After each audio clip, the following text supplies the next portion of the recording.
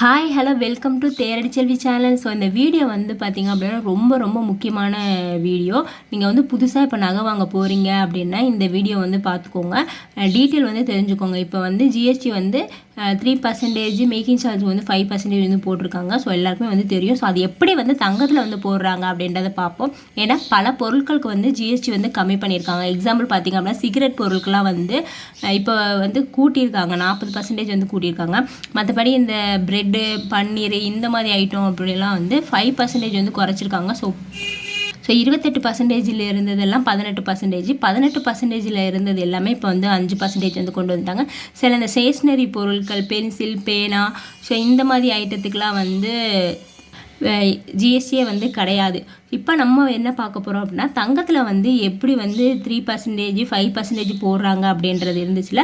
So அதை வந்து இந்த வீடியோவில் வந்து பார்ப்போங்க. அப்புறம் நீங்கள் பழைய தங்கத்தை கொடுத்து புது தங்கம் வாங்கும்போது அதுக்குமே நம்ம ஜிஎஸ்டி வந்து எப்படி பே பண்ணுறதையும் இந்த வீடியோவில் வந்து பார்ப்போம். இப்போ தான் நம்ம வீடியோ வந்து ஃபஸ்ட் டைம் பார்க்குறீங்க அப்படின்னா தேடி சொல்லி சேனல் வந்து சப்ஸ்கிரைப் பண்ணிக்கோங்க. இப்போ வாங்க நம்ம வீடியோக்குள்ளே போகலாம். இப்போ ஜிஎஸ்டி பார்த்தீங்க அப்படின்னா குட்ஸ் அண்ட் சர்வீஸ் டேக்ஸ் அப்படின்னு சொல்லுவாங்க. ஒரே மாதிரி வரி தான் இது, சரக்கு மற்றும் சேவை வரி அப்படின்றத சொல்லுவாங்க. இதுக்கு பார்த்திங்க அப்படின்னா தங்கம் வாங்கும்போது நம்ம பொருள் அப்படின்றத எடுத்துக்குவோம். மேக்கிங் சார்ஜ் வந்து சேவை சர்வீஸ், இந்த 2 விதமாக தான் வந்து இப்போ ஜிஎஸ்டி வந்து போடுறாங்க. இந்த 2 விதம் எப்படி போடுறாங்க அப்படின்னா தங்கத்தின் மதிப்புக்கு வந்து 3% போடுறாங்க. மேக்கிங் சார்ஜ் இந்த நகை வேலை கூலி இருக்குல்ல, சேதாரம், அந்த மாதிரி வந்து எல்லாமே வந்து கடைக்காரங்க தான் போடுவாங்க. இப்போ ஒரு பொருளுக்கு வந்து சேதாரம் வந்து எவ்வளோ 10% போடணும், 15% போடணுமா இந்த கம்மலுக்கு அப்படின்னா அந்தந்த கடைக்காரங்க தான் வந்து சூஸ் பண்ணுவாங்க. அதான் அந்த பொருளுக்கு வந்து ஒவ்வொரு கடையில் ஒவ்வொரு மாதிரி வேஸ்டேஜ் வந்து போடுறாங்க. இப்போ வந்து அதுக்குமே வந்து 5% வந்து ஜிஎஸ்டி வந்து போட்டிருக்காங்க. இது ஏன் போட்டிருக்காங்க, எதுக்கு, இது நமக்கு லாபமாக, எவ்வளோ நமக்கு எக்ஸ்ட்ரா வந்து பே பண்ணுறோம் அப்படின்னு எல்லாமே சொல்கிறேங்க. இப்போ நெக்ஸ்ட்டு பார்த்தீங்க அப்படின்னா ஏன் 2 வித ஜிஎஸ்டின்னு பார்த்தீங்க அப்படின்னா, ஒன்று வந்து சரக்குக்காக இது பண்ணுறோம், நம்ம வாங்குகிற பொருளுக்காக. இன்னொன்று வந்து அது ஒரு வேலைப்பாடு வந்து செஞ்சுருப்பாங்களா. இப்போ ஒரு தங்கத்தை வாங்குகிறோம் அப்படின்னா அந்த தங்கம் உருவாகிறது வந்து ஒரு வேலைப்பாடுகள் இருக்கும்னா அதுக்குமே வந்து இப்போ வரி வந்து போகிறாங்க. முதல்ல நம்ம தங்கத்துக்கு மட்டும் தான் வரி வந்து போட்டாங்க. இப்போ வந்து அந்த செய்கிற வேலைப்பாடுகளுக்குமே வந்து வரி போடுறாங்க. இதனால தான் அந்த அரசு வந்து எப்படி பிரிச்சிருக்காங்க அப்படின்னா 3% + 5% அப்படின்றத பிரிச்சிருக்காங்க. இப்போ நம்ம ஜிஎஸ்டி வந்து எப்படி கணக்குறாங்க அப்படின்றத ஸ்டெப் பை ஸ்டெப்பாக பார்ப்போம். இப்போ வந்து நம்ம ஒரு 8 கிராம் வந்து தங்கம் ஒரு பவுன் வாங்குகிறோம் அப்படின்னு வச்சுக்கோங்க. இப்போ தங்க விலை பார்த்திங்க அப்படின்னா 8 கிராம் × 6000 ரூபாய் இருக்குது அப்படின்னு நம்ம வச்சுக்குவோம். இப்போ வந்து நம்ம தங்கத்துக்கும் அன்றைக்கி எவ்வளோ வாங்குகிறோம் அப்படின்னா 48,000. ஸோ 6,000 இருக்கும் போது நம்ம ஒரு பவுன் வாங்குகிறோம் அப்படின்னா 48,000 வருது தங்கத்துக்கு மட்டும். இப்போ மேக்கிங் சார்ஜுன்னு சொல்லிட்டு ஒரு 4,000 ரூபா போடுறாங்க, கூலின்னு ஒரு 4,000 ரூபா வந்து போடுறாங்களா.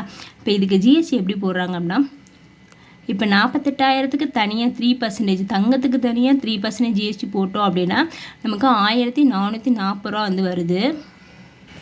இப்போ மேக்கிங் சார்ஜ் மீது பார்த்தீங்க அப்படின்னா 5% வந்து போடும்போது நமக்கு 200 வந்து வருது. இப்போ 4,000 ரூபாயில் நம்ம 5% போட்டோம் அப்படின்னா 200 ரூபா. இப்போ இதுக்கு தனியாக 3%, இதுக்கு தனியாக 5%. எப்படி போடுறதுன்னு நான் சொல்கிறேன். இப்போ இது ரெண்டையுமே நம்ம ப்ளஸ் பண்ணணும். இந்த 3% + 5%, இந்த 8% இருக்குல்ல, இது ரெண்டையுமே ப்ளஸ் பண்ணோம் அப்படின்னா 1,640 ரூபா வந்து வரும். மொத்த விலை பார்த்தீங்க அப்படின்னா இப்போ 48,000. இது ஒரு 48,000மா, மேக்கிங் சார்ஜ் ஒரு 4,000மா, இவங்க அதுக்கு ஜிஎஸ்டி இந்த 3 + 5% போட்டோம் அப்படின்னா 1,640 ரூபா. மொத்தம் வந்து நம்ம 53,640 ரூபா வந்து பே பண்ணுற மாதிரி இருக்குது. இது வந்து தங்கத்துக்கான விலை, இது வந்துங்க சேதாரம், மேக்கிங் சார்ஜு, இது பார்த்திங்க அப்படின்னா ஜிஎஸ்டி, இதெல்லாம் பே பண்ணோம் அப்படின்னா 53,640 ரூபா ஆகுது. நம்ம பழைய மெத்தடில் எப்படி போடுவோம் அப்படின்னா, இப்போ நீங்கள் வாங்குகிற தங்கம் வந்து பார்த்திங்க அப்படின்னா 48,000க்கு வாங்கியிருக்கோமா, அதுக்கு வேஸ்டேஜ்னு பார்த்திங்க அப்படின்னா ஒரு 4,000 ரூபா பே பண்ணோம் அப்படின்னா மொத்தம் வந்து 52,000. இந்த 52,000க்கு தான் நம்ம 3% ஜிஎஸ்டி போடுவோம். இதுக்கு தனியாக ஜிஎஸ்டி போட மாட்டோம். இப்போ இந்த 52,000க்கு தான் வந்து 3% ஜிஎஸ்டி வந்து போடும். அப்போ நமக்கு 52,000க்கு 3% ஜிஎஸ்டி போடும்போது நமக்கு 1,560 ரூபா வந்து வருது. இப்போ மொத்தமே நம்ம ஜிஎஸ்டி எவ்வளோ பே பண்ணுறோம் அப்படின்னா 1,560 ரூபா தான் நம்ம பே பண்ணுறோம். இப்போ அந்த 3%, 5% நம்ம போடும்போது நம்ம தங்கத்துக்கு தனியாக, இப்போ வேஸ்டேஜ் மேக்கிங் சார்ஜுக்கு தனியாகும் போது நமக்கு 1,640 ரூபா வந்து வருதுங்க. இப்போ நம்ம பழசு போடும்போது 1,560 ரூபா. இப்போ நம்ம எவ்வளோ பே பண்ணுறோம் அப்படின்னா 80 ரூபா வந்து எக்ஸ்ட்ரா பே பண்ணுற மாதிரி இருக்குது. ஸோ இது எப்படினாலுமே நமக்கு நட்டம் தான். ஆனால் இது எதுக்காக அப்படி போட்டிருக்காங்கன்றதை நம்ம பின்னாடி வந்து நம்ம சொல்கிறேன். இப்போ நம்ம பழைய கடை கூட இப்போ புதுசாக பார்க்கும்போது 80 ரூபா வந்து எக்ஸ்ட்ரா பே பண்ணுற மாதிரி இருக்குது. பட் இதில் ஒரு ப்ளஸ் பாயிண்ட்டு நமக்கு வந்து இருக்குது, அதையுமே நான் சொல்கிறேன். இப்போ மொதப்படி தங்கம் வாங்கணும் அப்படின்னா இந்த 52,000 இந்த ஜிஎஸ்டி 1,560 பே பண்ணோம் அப்படின்னா 53,560 இந்த 8 கிராம் நான் தங்கத்தை வந்து வாங்கிடுவேன். ஆனால் இப்போ நீங்கள் வாங்க போகிறீங்க அப்படின்னா 53,640 வந்து பே பண்ணுறது. இதுக்கும் அதுக்கும் பார்த்திங்க அப்படின்னா 80 நம்ம எக்ஸ்ட்ரா வந்து பே பண்ணுறோம். இதில் எதுவும் டவுட் இருக்குது அப்படின்னா கண்டிப்பாக வந்து என்கிட்ட கேளுங்க. நானே வந்து இது நிறையா வாட்டி எங்கள் ஹஸ்பண்ட்டை கேட்டு எனக்கு வந்து எங்கள் ஹஸ்பண்டும் என்னோடய அண்ணா எங்கள் பிரதர் இருக்காங்க அவங்களுமே தான் எனக்கு இதை புரிய வச்சாங்க. இப்போ நான் புரிஞ்சது தான் வந்து உங்களுக்கு வந்து நான் சொல்கிறேன். இது ஃபுல்லாகவே எனக்கு ரெடி பண்ணி கொடுத்தது ஃபுல்லாகவே வந்து எங்கள் அண்ணன் தான் ரெடி பண்ணி கொடுத்தாங்க. இது வந்து சொல்லி கொடுத்தது எல்லாம் வந்து என்னோடய ஹஸ்பண்ட் வந்து எனக்கு புரிகிற மாதிரி இது மாதிரிலாம் சொல்லி கொடுத்தாங்க. அதை வந்து நான் உங்களுக்கு வந்து ஷேர் பண்ணுறேன். உங்களுக்கு எதுவும் டவுட் இருக்குது அப்படின்னா வந்து கண்டிப்பாக வந்து கமெண்ட் பண்ணுங்கள். இப்போ வந்து நம்ம பழைய தங்கத்தை கொடுத்து புதிய தங்கம் வாங்குகிறோம். இப்போ என்கிட்ட ஒரு பழைய 8 கிராம் வச்சுருக்கேன் அப்படின்னா அதை கொடுத்துட்டு நம்ம வாங்குகிறோம் அப்படின்னா அதை எப்படி வந்து ஜிஎஸ்டி வந்து போடுறாங்கன்றதை பார்ப்போம். இப்போ நீங்கள் பழைய தங்கம் கொடுக்குறீங்க அப்படின்னா அந்த பழைய தங்கத்தில் விலை வந்து மைனஸ் பண்ணிடுவாங்க. மைனஸ் பண்ணிவிட்டு இந்த புதிய தங்கம் நீங்கள் வாங்குறீங்களா அதுக்கு மட்டும் நீங்கள் ஜிஎஸ்டி வந்து பே பண்ணுற மாதிரி இருக்கும். மேக்கிங் சார்ஜ் இருந்தால் பார்த்தீங்க அப்படின்னா அதுக்கு 5% ஜிஎஸ்டி கட்ட விடும். இப்போ நான் வந்து எக்ஸ்ட்ரா எப்படி பண்ணுறோம் அப்படின்னா நீங்கள் புதிய நகை வாங்குறீங்க அது வந்து ஒரு 60,000 வந்து இருக்குங்க.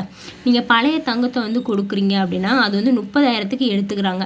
மீதம் வந்து நம்ம எவ்வளோ அமௌண்ட் வந்து பே பண்ணணும் 60,000லேருந்து 30,000 போயிடுச்சு அப்படின்னா நீங்கள் மீதி வந்து 30,000 தான் பே பண்ணணும். அந்த 30,000க்கு ஃபஸ்ட்டு 3% ஜிஎஸ்டி வந்து போட்டுருவாங்க. அந்த ஒரு நகை ஒன்று நீங்கள் புதுசாக எடுக்கிறீங்களா அதுக்கு ஒரு ஜிஎஸ்டி வேஸ்டேஜ் மேக்கிங் சார்ஜ் ஒன்று வச்சுருப்பாங்கள்ல அதுக்கு பார்த்தீங்க அப்படின்னா 5,000 வந்து நீங்கள் மேக்கிங் சார்ஜ் பே பண்ணணும் அப்படின்னா அதுக்கு 5% இது என்ன ஜிஎஸ்டி வந்து பே பண்ணுற மாதிரி இருக்கும். இது வந்து தங்கத்துக்கான ஜிஎஸ்டி 3%. இது பார்த்திங்க அப்படின்னா நம்ம வாங்க போகிற பொருளுக்கான மேக்கிங் சார்ஜுக்கு உள்ள வேஸ்டேஜ் அது வந்து ஒரு 250 ரூபா.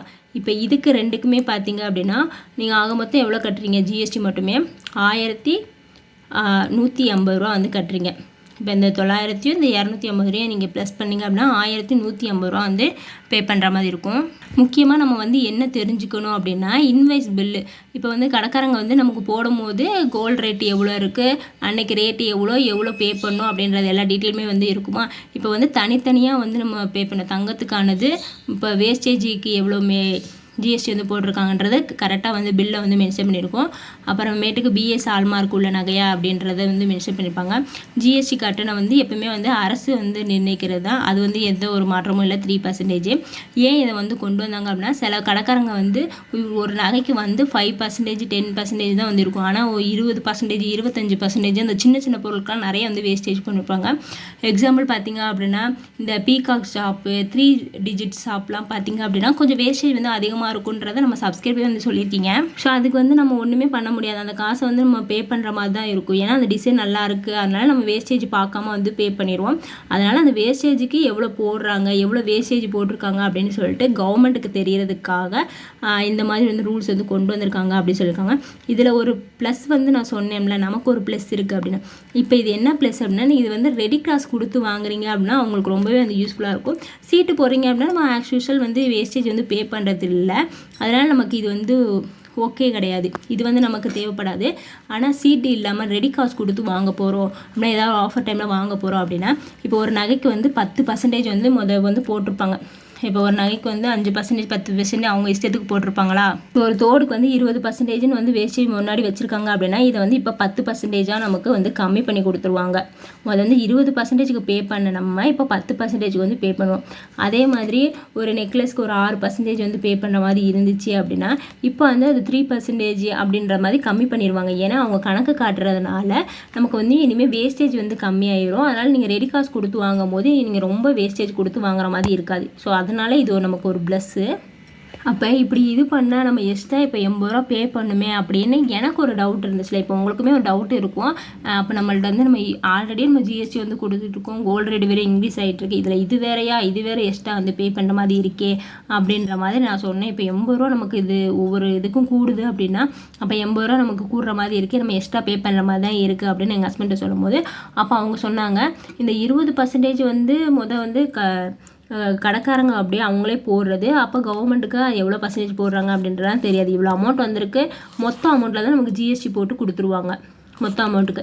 இப்போ தனித்தனியான்ற போது எல்லா கடையிலுமே வந்து வேஸ்டேஜ் வந்து கம்மி பண்ணுவாங்க. அப்போ கம்மி பண்ணும் போது இப்போ நம்ம 20% கொடுத்த, இப்போ எக்ஸாம்பிள் நான் ஒரு தோடு வாங்கினேன், அதுக்கு பார்த்திங்க அப்படின்னா 21% வந்து போட்டிருந்தாங்க. அந்த தோடெலாம் பார்த்திங்க அப்படின்னா இனிமேல் வந்து 10%, 15% அப்படின்னு அதுக்குள்ளே வந்துடும். அதனால் வேஸ்டேஜ் வந்து இனிமேல் அதிகமாக போட மாட்டாங்க, கம்மியாக வந்து கடைக்காரங்க போடுவாங்க. இது ஒரு நமக்கு ஒரு ப்ளஸ்ஸு அப்படின்னு சொன்னாங்க. ரெடி காசு கொடுத்து வாங்குகிறோம். இதே நகைச்சீட்டு போடுறவங்களுக்கு ஒன்றும் இல்லை, அவங்க ஆல்ரெடி வந்து நோ வேஸ்டேஜ் இல்லாமல் தான் இது பண்ணுவாங்க. அப்பயுமே அது ஒரு ப்ளஸ் இருக்குது. ஏன் அப்படின்னா இப்போ 75% வேஸ்டேஜ் பே பண்ணணும் அப்படின்னு சில ஷாப்பில் வந்து சொல்லுவாங்க. அப்புறம் 50% வேஸ்டேஜ் வந்து பே பண்ணணும் அப்படின்னு சொல்லிட்டு ஒரு ஷாப் பண்ணுவாங்க. இப்போ எல்லா கடையிலுமே பார்த்தீங்க அப்படின்னா நோ வேஸ்டேஜ் அப்படின்ற ஆஃபர் வந்து வந்துடும் நீங்கள் நகைச்சீட்டு போட்டிங்க அப்படின்னா. அப்புறம் லிமிட்டு சொல்கிறாங்களா, அப் டு 18%. ஸோ அந்த ஒரு லிமிட்டும் வந்து இனிமேல் இருக்காது அப்படின்னு எங்கள் ஹஸ்பண்ட் சொன்னதை வந்து நான் சொல்கிறேன். ஸோ நாங்களாம் வந்து இதை யோசித்தோம். நான் இதுக்கு முன்னாடி கூட ஒரு வீடியோ வந்து போட்டிருப்பேன். அந்த வீடியோவில் பார்த்தீங்க அப்படின்னா ஒவ்வொரு கடையிலையுமே வந்து ஒரே பொருளுக்கு வந்து எப்படி வேஸ்டேஜ் வந்து போடுறாங்க, ஒவ்வொரு கடையிலையும் ஒவ்வொரு இதுக்கு வந்து ஒவ்வொரு வேஸ்டேஜ் போடுறாங்க அப்படின்னு நான் போட்டிருப்பேன். இப்போ அட்டிக்கை பார்த்தீங்க அப்படின்னா அதுவுமே ஒவ்வொன்றுத்துக்கும் ஒவ்வொரு வேஸ்டேஜ் வந்து போடுறாங்க. ஒரு ஷாப்பில் வந்து 20 சொல்லுவாங்க, ஒரு ஷாப்பில் 25, அந்த மாதிரி வேஸ்டேஜ் சொல்லுவாங்க. சில ஷாப்லலாம் வந்து 9% தான் வேஸ்டேஜே வந்து இருக்கும். இப்போ ஏகே தங்க மாளிகையில் பார்த்தீங்க அப்படின்னா 9% தான், அதிகப்படியான வேஸ்டேஜ் வந்து அங்கே இருக்காது. ஸோ அந்த மாதிரி இருக்கும்போது நமக்கு இந்த மாதிரி கொண்டு வந்துட்டாங்க அப்படின்னா எல்லா கடையிலுமே வந்து மினிமம் வேஸ்டேஜ் பார்த்திங்க அப்படின்னா 10%, 15% அந்த மாதிரி தான் இருக்கும். இப்போ வந்து 28% இருந்தது எல்லாமே வந்து 18% வந்து கொண்டு வந்துட்டாங்க. வரி எல்லாத்தையுமே குறைச்சிட்டாங்க. இப்போ 18% இருந்தது எல்லாத்துக்குமே வந்து 5% வந்து குறைச்சிட்டாங்க. சில இதுக்கெலாம் வந்து ஜிஎஸ்டியே வந்து கிடையாது. சாப்பிட்ற ஐட்டத்துக்கு பார்த்திங்க அப்படின்னா 5% அந்த மாதிரிலாம் வந்து கொண்டுட்டு வந்தாங்க. ஆனால் அந்த புகையிலை, பாம்ப்ராக், சிகரெட்டு, ஸோ இதுக்கு வந்து 40% அப்படின்னு சொல்லிட்டு இன்க்ரீஸ் பண்ணிட்டாங்க. அதுக்கப்புறம் வந்து பைக்கோட அந்த ஸ்பேர் பார்ட்ஸ்லாம் வாங்குவோம்ல, அதெல்லாம் வந்து கம்மி பண்ணிட்டாங்க. இது மாதிரி ஜிஎஸ்டி வந்து நிறையா வந்து நமக்கு கம்மி பண்ணிட்டாங்க. நம்ம வந்து ஜிஎஸ்டி வந்து 3% வந்து அதுவுமே குறைக்கிறாங்களோ அப்படின்னு நான் வந்து நினச்சிக்கிட்டு இருந்தேன். பட் ஆனால் இப்போ தான் தெரியுது ஜிஎஸ்டி வந்து எதில் குறைச்சிருக்காங்க அப்படின்றது வந்து இப்போ தான் நமக்கு தெரிஞ்சிருக்கு. வந்து இது பார்க்கும்போது ஐயோ இது இன்னுமே நம்ம எக்ஸ்ட்ரா அமௌண்ட் நம்ம கையிலேருந்து போகுதே அப்படின்னு நான் நினச்சேன். இப்போ தங்கத்தின் இது பார்த்திங்க அப்படின்னா ஒரு 3%, இப்போ மேக்கிங் சார்ஜெலாம் பார்க்கும்போது ஒரு 5%. ஆனால் இது ரெடி காசு கொடுத்து வாங்குறவங்களுக்கு ஓகேவாக இருக்கும். இன்னும் ஃபுல் டீட்டெயில் தெரியல. இது வந்து செப்டம்பர் 3 தான் வந்து அனௌன்ஸ் பண்ணியிருக்காங்க.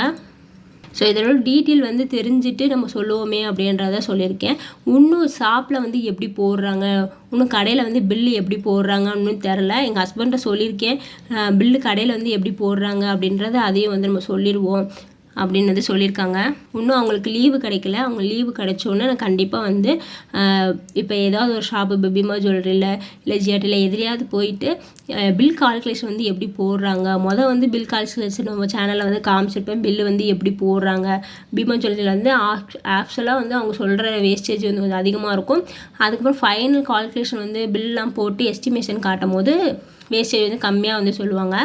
இப்போ அதை விட கம்மியாக இருக்கா எப்படின்றத பார்ப்போம். அது இல்லாமல் பீமா ஜுவல்லரியில் வந்து ஆஃபர் வந்து போய்கிட்டு இருக்குது. 50% வேஸ்டேஜ் வந்து ஆஃபர் வந்து போய்கிட்டு இருக்கு. எது வரைக்கும் கேட்டிருந்தீங்க, நான் நினைக்கிறேன் தீபாவளி வரைக்கும் இருக்கும் அப்படின்னு நான் நினைக்கிறேன். தீபாவளிக்கு ஆஃபர் போடும்போது தான் இந்த ஆஃபரை வந்து மாற்றுவாங்கன்னு மேபி நான் நினைக்கிறேன். ஸோ தேனி, மதுரை, பீமான்ற மாதிரி திருச்சி, திருநெல்வேலி, மார்த்தாண்டம், சேலம், ஸோ இதுக்கு எல்லாத்துக்குமே வந்து ஆஃபர் வந்து நம்ம சேனலில் வந்து போட்டிருக்கேன். ஷார்ட்ஸும் போட்டிருக்கேன், லாங் வீடியோவும் போட்டிருக்கேன். ஷார்ட்ஸ் பார்த்திங்க அப்படின்னா ஷார்ட்ஸில் பார்த்திங்க அப்படின்னா எந்தெந்த ஊரில் தான் என்னென்ன ஆஃபரு, எந்தெந்த ஆஃபர்லாம் போய்கிட்டு இருக்குது அப்படின்னு சொல்லிட்டு ஷார்ட்ஸில் வந்து போட்டிருக்கேன். நம்ம சேனலில் வந்து ஆஃபர் வந்து எப்பவுமே வந்து நான் போட்டுகிட்டே இருப்பேன். ஸோ நீங்கள் பார்த்துக்கோங்க. ஸோ அதெல்லாம் தெரிஞ்சுக்கணும் அப்படின்னா நம்ம சேனலை வந்து நீங்கள் சப்ஸ்கிரைப் பண்ணிக்கோங்க. நீங்கள் வந்து இந்த ஜிஎஸ்டி பார்த்தீங்க அப்படின்னா என்ன நினைக்கிறீங்க அப்படின்னு கண்டிப்பாக வந்து கமெண்ட் பண்ணுங்கள். இப்போ இந்த 3%, 5% வந்து போட்டிருக்கிறது உங்களுக்கு ஓகேவாக இருக்கா, இல்லை இது நமக்கு நஷ்டமாக இருக்கா அப்படின்றத நம்ம பில் டீட்டெயில் வந்து பார்த்தோம் அப்படின்னா நமக்கு கண்டிப்பாக தெரியும். நான் கண்டிப்பாக வந்து பில் டீட்டெயில் வந்து நான் நெக்ஸ்ட்டு வந்து போடுவேங்க. அதுக்கு வந்து நம்ம சேனலை வந்து சப்ஸ்கிரைப் பண்ணி வச்சுக்கோங்க. ஒரு சிலங்க வந்து கோச்சிக்கிறீங்க, நான் கேட்குற வீடியோ வந்து நீங்கள் உடனே போட மாட்டீங்க அப்படின்னு சொல்லிட்டு கொஞ்சம் ஹார்ஷாக கூட கேட்குறீங்க.